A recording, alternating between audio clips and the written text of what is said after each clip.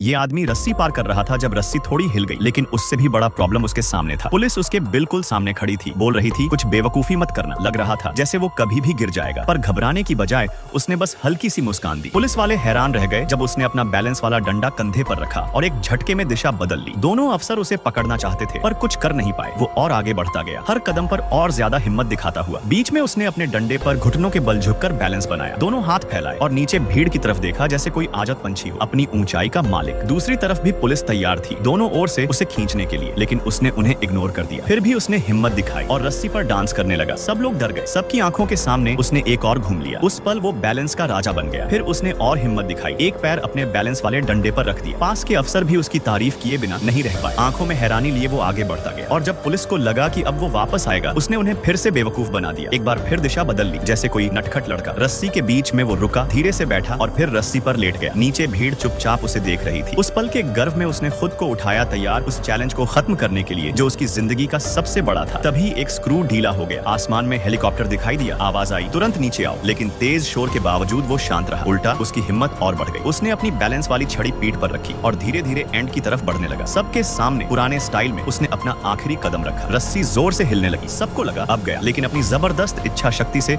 उसने खुद को संभाल लिया और जब आखिरकार एंड पर पहुंचा, पुलिस ने उसे पकड़ लिया। पर उसके चेहरे पर डर नहीं था, क्योंकि उसने अपनी जिंदगी का सबसे बढ़िया काम कर दिया था। लोग ताली बजा रहे थे, खुश हो रहे थे, यहाँ तक कि पुलिस वाले भी उसकी हिम्मत और जज्बे की तारीफ कर रहे थे।